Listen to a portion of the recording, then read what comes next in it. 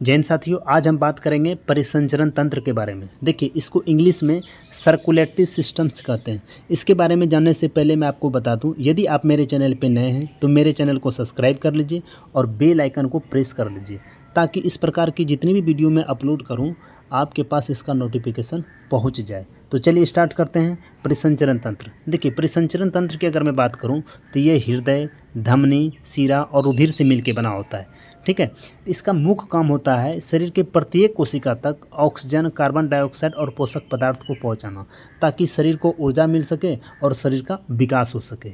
इसी के बारे में पहली बार 1628 ईस्वी में जर्मनी के एक महान वैज्ञानिक विलियम हार्वे ने बताया था कि मानव शरीर में जो परिसंचरण का कार्य होता है वो मूल रूप से रक्त और लसिका के द्वारा होता है। इस प्रकार यदि आपसे यह पूछ लिया जाए कि परिसंचरण तंत्र या सर्कुलेटरी सिस्टम्स की खोज किसने की, तो आप जवाब दीजिएगा विलियम हार्वे। कब किया गया? तो 1628 में किया गया। किसने किया? तो विलियम हार्वे। जवाब दीजिएगा जरूर, भूलिएगा मत। ठीक है। इसके आधार पे विलियम हार्वे ने परिसंचरण तंत्र को 3 भागों में बांटा। पहला है open blood circulatory systems. Open मतलब खुला, ब्लड मतलब रक्त, सर्कुलेटरी मतलब परिसंचरण, सिस्टम मतलब तंत्र, यानी खुला रक्त परिसंचरण तंत्र, इसको हिंदी में कहेंगे। ठीक है। और दूसरा है close blood circulatory system. Close मतलब बंद। ठीक है। क्लोज मतलब बंद, ब्लड मतलब रक्त, सर्कुलेटरी मतलब परिसंचरण, सिस्टम मतलब तंत्र, यानी बंद रक्त परिसंचरण तंत्र, इनको याद रखिएगा। ठीक है। तीसरा है मिक्स ब्लड। मिक्स मतलब मिला जुला, दोनों मिला रहेगा, मिक्स ब्लड सर्कुलेटरी सिस्टम। ठीक है। तो हम बारी बारी से सभी को पढ़ेंगे। ठीक है।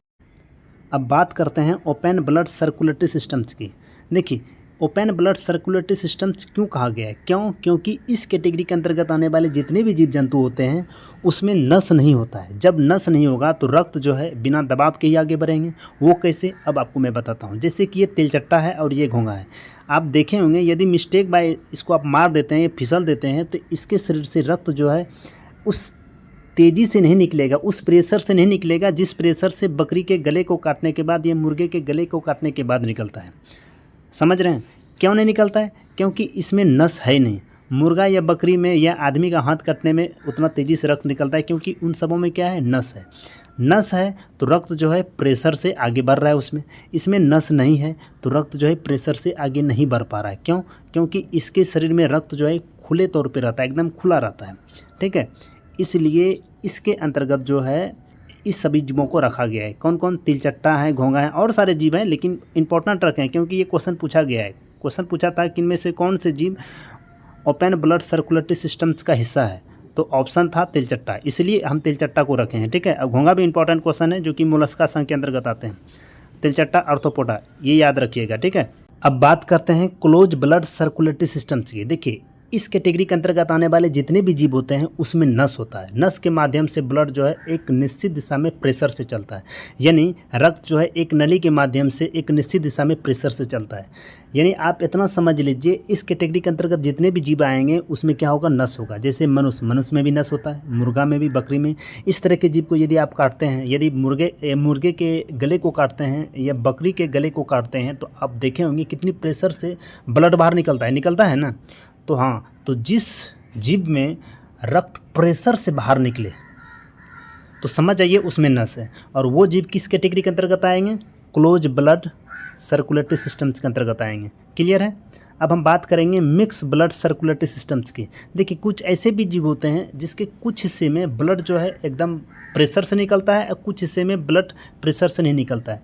जैसे ये मछली के यहाँ से यहाँ वाले एरिया को अगर आप काटेंगे तो ब्लड जो है उस प्रेशर से नहीं निकलेगा। क्यों? क्योंकि इस वाले एरिया में ओपन ब्लड सर्कुलेटरी सिस्टम्स है, यानी ओपन ब्लड सर्कुलेटरी सिस्टम्स का ये कार्य कर रहे होते हैं।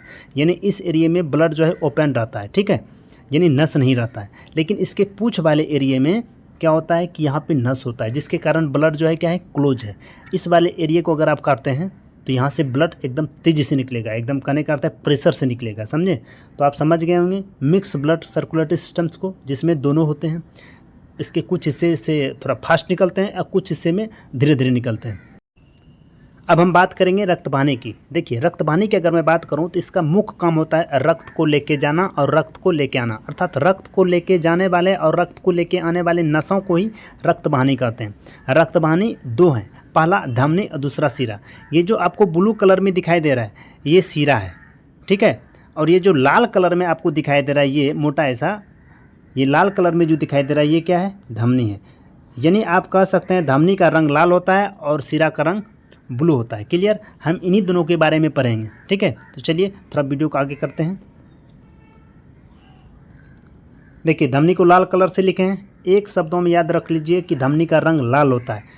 सिरा को नीला कलर से लिखे हैं, ब्लू कलर से, एक शब्दों में याद रख लीजिए कि सिरा का जो रंग होता है वो ब्लू होता है। क्लियर है, तो चलिए पहले स्टार्ट करते हैं धमनी। और याद रखिए धमनी जो है सिरा का जस्ट उल्टा होता है। धमनी के बारे में कुछ बोलेंगे जस्ट उसका उल्टा हो जाएगा सिरा के बारे में। ठीक है, तो देखिए धमनी गहराई में पाया जाता है जबकि सिरा जो है कम गहराई में पाया जाता है। धमनी में रक्त का दबाव और स्पीड दोनों अधिक होता है जबकि इसमें क्या होता है, रक्त का स्पीड और दबाव दोनों कम होता है।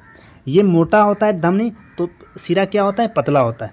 ठीक है, तब इन चीज़ों को देखिए, आपको मैंने बताया कि धमनी का रंग लाल होता है और सिरा का रंग नीला होता है। देखिए यहाँ है ना, और एक चीज़ धमनी में इतना प्रेशर होता है, धमनी में ब्लड जो चलते हैं इतने प्रेशर से चलते हैं कि इसमें बल्ब यानी कपाट का ज़रूरत नहीं पड़ता है। ये लगभग 120 के प्रेशर से चलता है। इन चीज़ों को याद रखिएगा। सिरा में प्रेशर बहुत कम रहता है। सिरा में जो ब्लड चलते हैं नीचे से ऊपर जो चलते हैं वे बहुत कम प्रेशर से, लगभग 80 के प्रेशर से चलते हैं, इसलिए इसमें कपाट यानी बल्ब का ज़रूरत पड़ता है। ठीक है, धमनी का मुख्य काम है हृदय से शरीर के प्रत्येक अंगों तक रक्त को पहुंचाना। इन चीज़ों को याद रखिएगा, बहुत ही इंपॉर्टेंट क्वेश्चन है, बहुत सारे एग्जाम में पूछा गया है। धमनी का मुख्य काम क्या है, धमनी का मुख्य काम है हृदय से शरीर तक, शरीर के हर एक अंगों तक रक्त को पहुंचाना।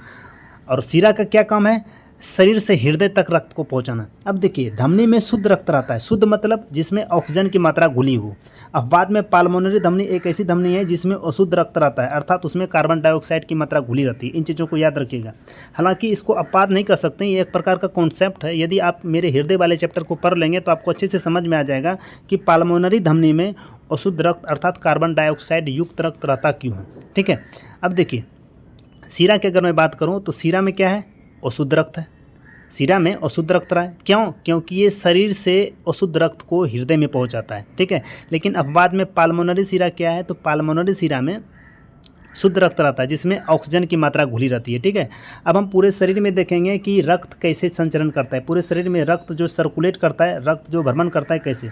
आप देखें हृदय से शुद्ध रक्त जो है महाधमनी में जाएगा, महाधमनी उस शुद्ध रक्त को अपने से हल्का छोटे वाले धमनी में भेजेगा। हालांकि महाधमनी, धमनी, छोटी धमनी सब धमनी ही है, लेकिन थोड़ा बड़े वाले मोटे वाले नस को महाधमनी कहता है, वो अपने उससे जो छोटा नस होता है उसको सिर्फ धमनी कहते हैं। ठीक है, यानी हृदय से शुद्ध रक्त महाधमनी के पास आएगा, महाधमनी अपने से छोटे वाले धमनी यानी नस के पास भेजेगा, और ये जो धमनी है सबसे छोटी वाली धमनी के पास यानी सबसे छोटी वाली नस के पास भेजेगा उस शुद्ध रक्त को। वह शुद्ध रक्त जो है केशिका के पास पहुंचेगा। केशिका यानी कैपिलरी, एक पतली नस होती है, पतली नस होती है केशिका। ठीक है, जहाँ पे शुद्ध और अशुद्ध रक्त दोनों आकर के मिलता है। ठीक है, यानी ऑक्सीजन वाला भी रक्त मिलेगा और कार्बन डाइऑक्साइड वाला भी रक्त मिलेगा केशिका में।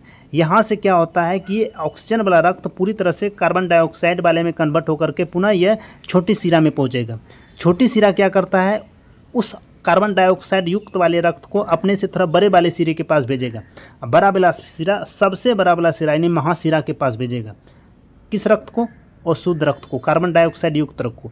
इधर ऑक्सीजन वाला रक्त है, इधर क्या है, कार्बन डाइऑक्साइड युक्त यानी अशुद्ध रक्त, इधर क्या है, शुद्ध रक्त है। ठीक है, ये क्या करेगा महासिरा, इस अशुद्ध रक्त को हृदय के पास भेज देगा। हृदय के पास जैसे जाएगा फिर हृदय जो इस मतलब अशुद्ध रक्त को शुद्धिकरण के लिए फेफड़े के पास भेजेगा, फेफड़ा शुद्ध करके फिर हृदय के पास देगा, फिर हृदय से महाधमनी, महाधमनी से धमनी, धमनी से छोटी धमनी, फिर केशिका, फिर इसी तरह रक्त जो है चलते रहता है पूरे शरीर में। ठीक है, अभी जैसे मैंने आपको कहा था कि केशिका यानी इंग्लिश में इसको कैपिलरी कहते हैं। ये एक प्रकार बहुत ही पतली नस होती है जहाँ पे शुद्ध और अशुद्ध रक्त दोनों मिलते हैं। इन चीज़ों को बहुत ही अच्छी तरीके से याद रखिएगा। केशिका में ही शुद्ध और अशुद्ध रक्त आपस में मिलते हैं। ठीक है, ये आपको स्पष्ट रूप से अगर देखना हो तो आँखों में आपको स्पष्ट रूप से दिखाई देगी। केशिका जो है आँखों में स्पष्ट रूप से दिखाई दे देती है। ठीक है, क्लियर है, आई होप आपको समझ में आया होगा। आप मेरे चैनल को सब्सक्राइब कीजिए, बेल आइकन को प्रेस कीजिए। यदि वीडियो अच्छा लगा हो तो आप लाइक कीजिए, कमेंट कीजिए, और कमेंट कीजिए वीडियो अगर अच्छा लगा हो तो आप कमेंट करके बताइए कि सर वीडियो अच्छा लगा है। यदि अच्छा लगा है तो और मैं इसमें इम्प्रूव करके आपके पास लाऊंगा। यदि डेली आपको वीडियो चाहिए, डेली टॉपिक बाय टॉपिक चाहिए, तो आप कमेंट करके बताइए कि हमको daily topic by topic video चाहिए। मैं daily topic by topic video डालूंगा। फिलहाल अभी मैं फुर्सत में नहीं हूँ, लेकिन आप कहेंगे तो मैं अपना टाइम ज़रूर निकालूंगा और आपके लिए स्पेशल वीडियो बनाऊंगा। धन्यवाद।